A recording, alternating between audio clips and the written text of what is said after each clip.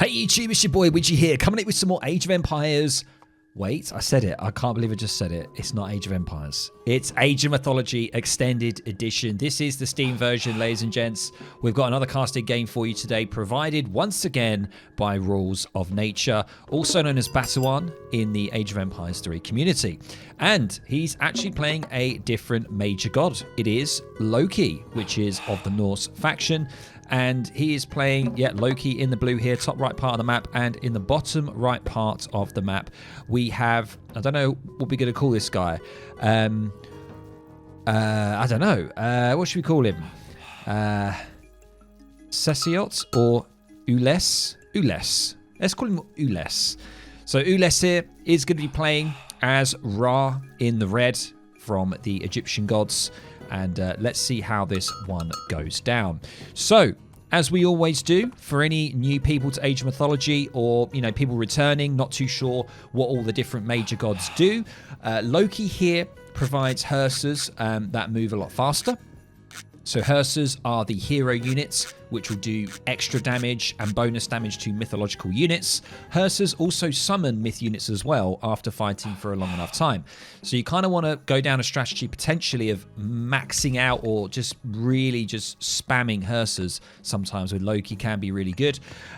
Myth units also cost 10% less favor. Longhouses, which are basically like a barracks and stables combined, they actually train 10% faster. And ox carts, which are the moving drop-off point here, as you can see one of them and one up here, they move 50% faster. They cost half as much, but they have 45% less HP.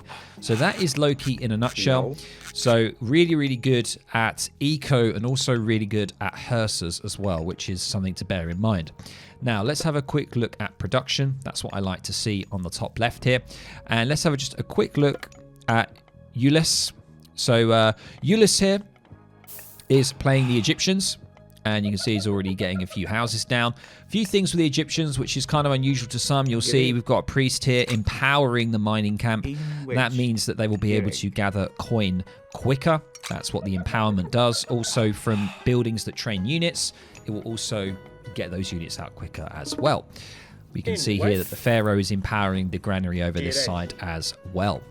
So, what does Ra do? So Pharaoh empowering yields 25% bonus resources instead of the standard 20. So very good eco kind of centric major god here. Priests can also empower drop-off buildings and monuments, but with a 15% resource bonus instead of the Pharaoh's 20.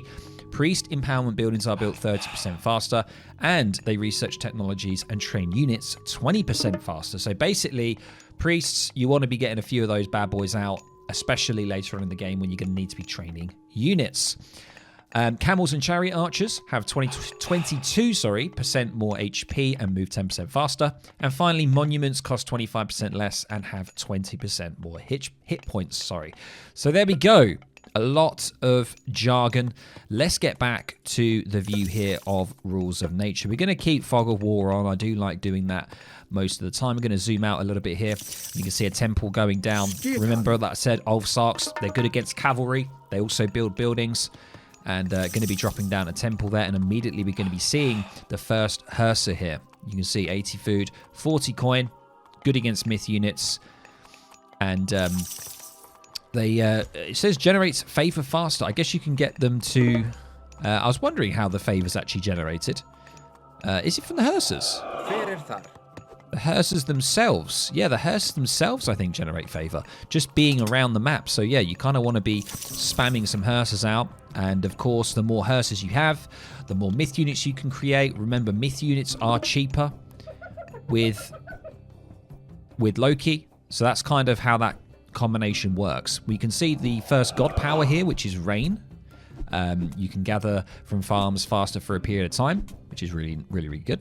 We can see here the Pharaoh here from Ules is coming out a little bit too far, and the Hersirs are going to be able to get him. There's a second one coming on the way as well. This is really not ideal. And we can see now going to be working on the temple here. Not going to be able to do a great deal. Let's just have a look at the Fog of War here. We do hear an age up coming in for Rules of Nature here.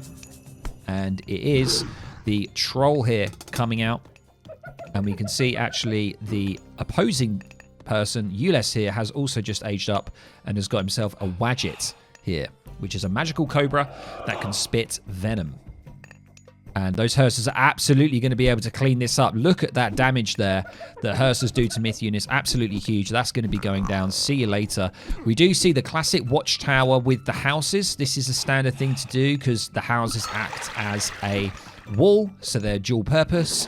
This is a standard thing that you will see quite a bit on Age of Mythology.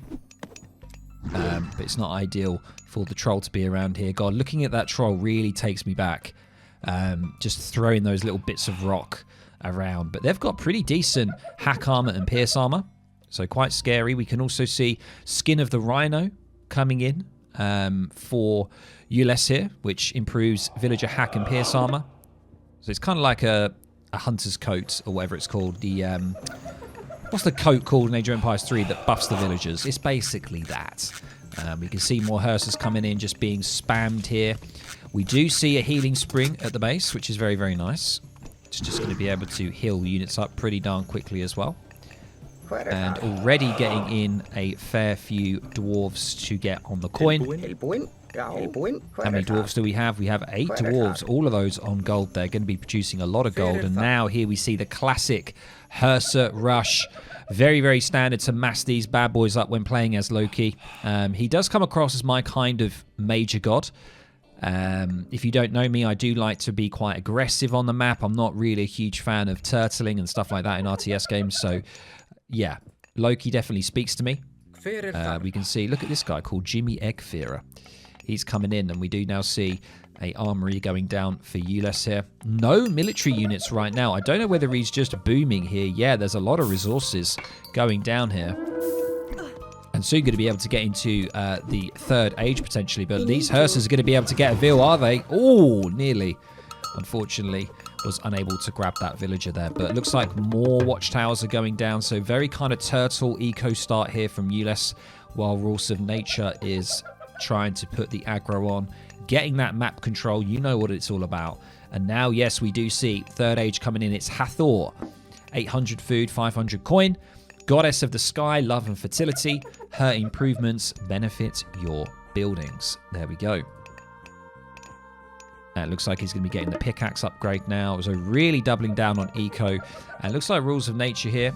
Not too sure whether Rules of Nature, yeah, it looks like it's in the position potentially to get into the next age as well. But Ules actually getting a settlement down pretty early, actually, to be honest. Like, I've seen a few Age of Mythology games. I'm starting to get the timings and understanding, and I don't know, that feels like that's quite early, probably because of, you know, Ra being very good with eco. Kind of makes sense to get a settlement down early as you can. That's going to be really good timing coming in there with both the settlement and the 3rd age up coming in, and just constantly more dwarves here. Yeah, there's lots of dwarves here coming in, really getting a lot of gold.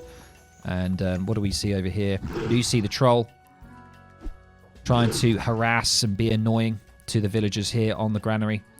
And now going to be getting the Migdal Stronghold. Big old stronghold going down.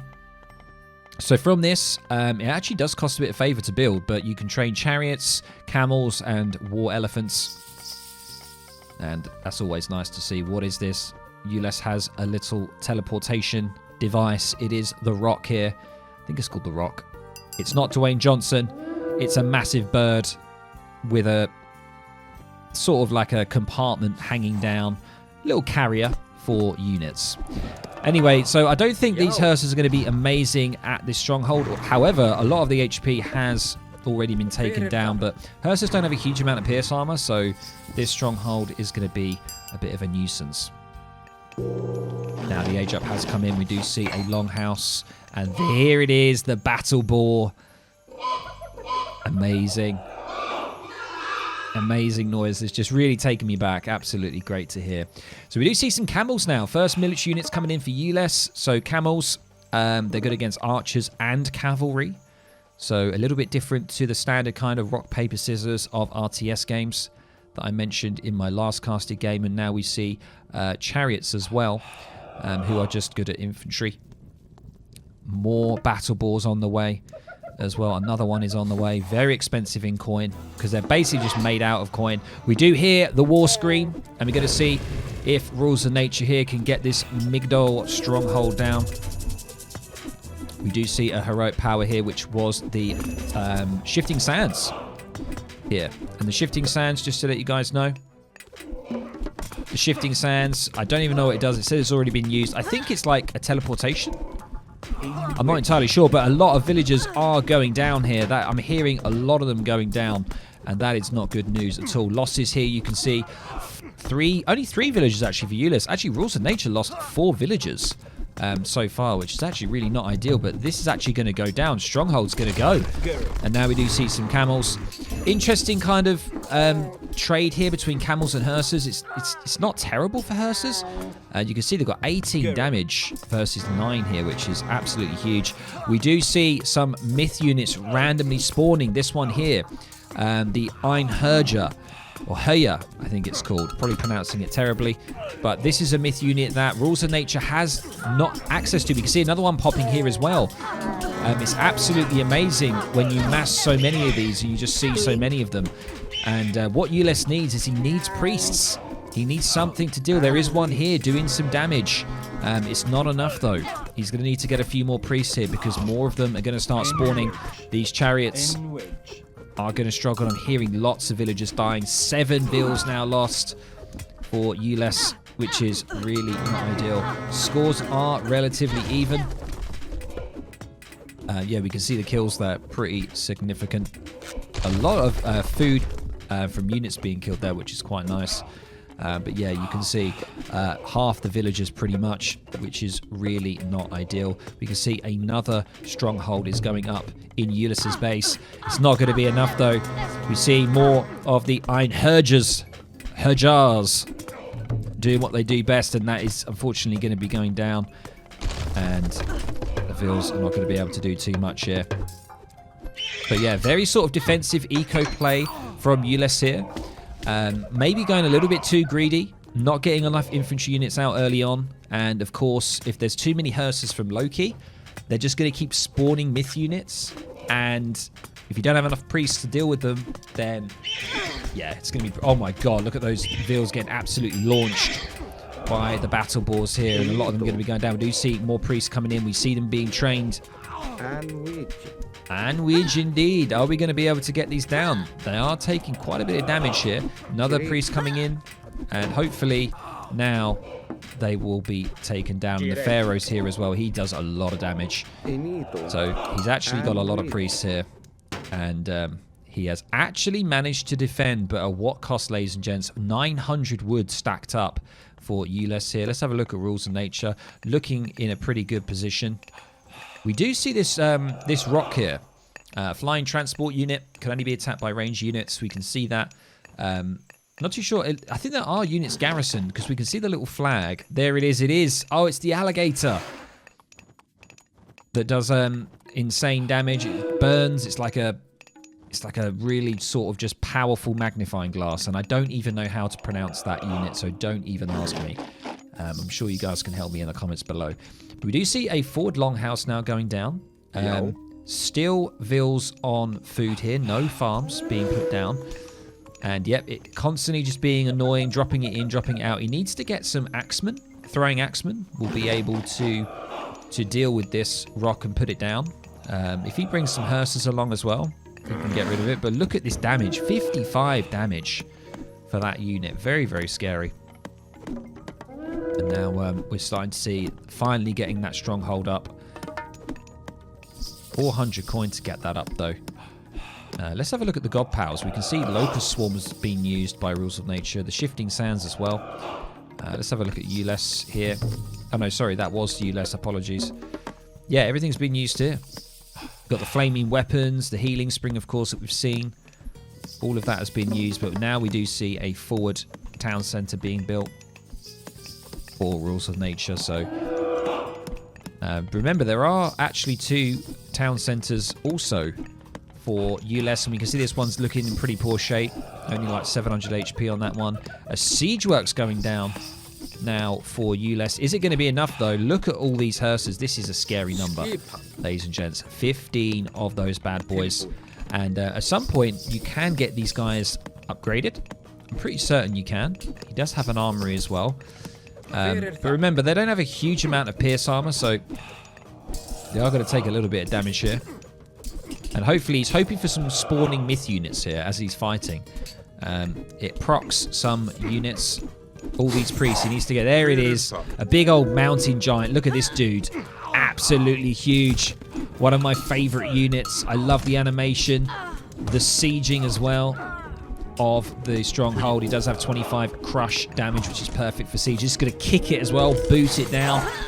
Is his siege works going to get up? I don't know. Oh, there's another giant. It's the frost giant coming in, freezing those vills down. He does have some priests trying to work on it. We do see a huge amount of HP going down here. And this bottom bar here, I've actually noticed, is the special attack. I'm pretty sure. We can see that now it's full. He's going to be able to do it. And there is the GG. Beautiful. I love the little ending there. There we go. Nice, short and sweet. Yeah, just, it's the Hersirs, man. I think it was a good idea getting the chariot archers here. Maybe going axemen could have been a good idea for Ules here to just really try and deal with these Hersirs, because when there's so many of them, it's just going to keep constantly spawning myth units, and it's going to be a real problem for you. But this is just sort of showing the kind of Hersir rush or Hersir pressure, the mass Hersirs that you see with Loki, a very common kind of strategy that I've seen in the past when I last played the game a couple of years ago, and of course it still seems like it's around. So I hope you guys really enjoyed that. Let me know what you think, of course. Let me know down in the comments below what you think Ules could have done better in this situation. And I hope you enjoyed this classy game, and I hope you enjoyed the previous one. If you haven't checked that out, it is on my channel right now. Go check it out. It is a submission by Rules of Nature, just like this one here. So thank you very much, guys, and I'll catch you in the next video or the next stream. Catch you guys later. Oh, before we go, I always forget. Let's have a quick look at the post game. Here we go. We can see the sheer number. Let's have a quick look at the timeline, and I want to see civilian units. You can really see the Vil raiding here, guys. It's absolutely huge. At that point, you know, 20 Vils versus nearly 40, and it is what it is. Losing a lot of villagers there. Double the eco. Quite clear. Very well played to Rules of Nature. There we go, guys. I'll catch you in the next video or the next stream. Catch you later. Bye.